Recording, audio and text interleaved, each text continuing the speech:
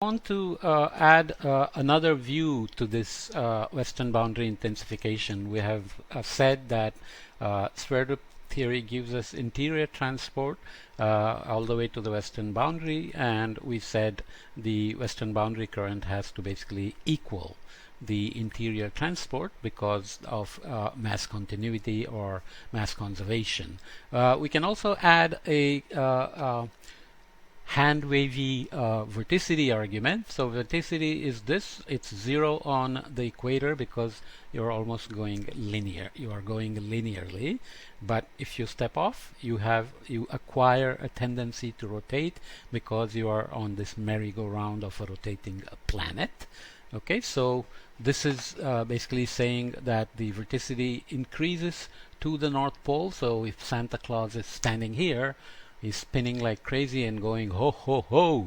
Alright, don't call me that this is some blasphemy or something. It's just a simple joke, right? Okay, so I will skip these mathematical approach taken in other books because that requires lots of setting up, which we haven't done in this course. But there is another simple way to think about the potential vorticity that we had just talked about. So we talked about F over H being constant, but if the water parcel has its own vorticity as well, let's say near the surface because of direct wind forcing or something else, then you can imagine our experiment from before in the water tank, or the way we explained the top and so on as to why 30 meter per second, 30 meter per year Ekman pumping produces amplified currents, and why Taylor column means the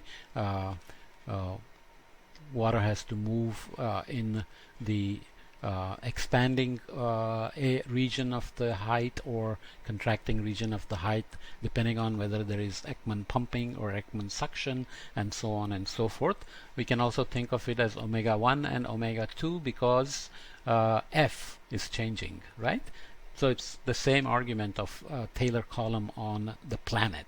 Okay, so we can use this figure from Lynn Talley's book, which is the old classical argument. Here is the interior transport, and we are saying we have to figure out whether the compensating northward transport, so subtropical gyre has southward transport because the wind stress curl is negative. Sphere root theory would tell us you need southward transport, right?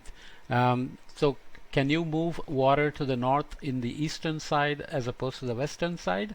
Yes, mathematically there is nothing to prevent you, but to balance vorticity you need that the current move on the western side. Why? Because if you try to move water on the western side and the boundary current is a frictional boundary current, then the velocities parallel to the coast have to go to 0, and they have to increase to the interior to match the interior flow, right? So if you, why is this sign of vorticity wrong? So let's say the boundary current is on the east. You curl your fingers here, the rotation is given. If you put a paddle here, right, the paddle will be pushed slowly on this side, and it will be pushed strongly on this side, so the paddle will end up rotating this way. Or you can curl your fingers and see that this will also give you a vorticity that is going into the ocean, which means it's negative. The trade winds and the westerlies are already giving you a negative vorticity into the ocean. So if you have the boundary current on the east coast instead of the west, then you will just produce more negative vorticity instead of balancing with positive vorticity. Whereas if you have the boundary current on the west, then you can see that the rotational tendency imparted to the paddle placed here would be a positive vorticity. So you curl your fingers in the direction that this paddle would rotate, you get positive vorticity. So the only way to move water north to compensate for the transport south in the interior, and to compensate for negative vorticity by the wind, producing positive vorticity is only possible on the western boundary. Okay, so you have to balance vorticity so that the ocean doesn't keep churning faster and faster, and the mass is conserved by moving the mass back to the north. Otherwise you will keep on moving water to the south and pile up on the equator, right? That doesn't work.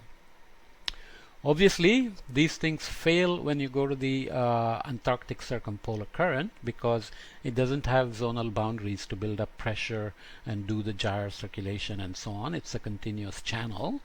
So what happens to the wind vorticity put in there then?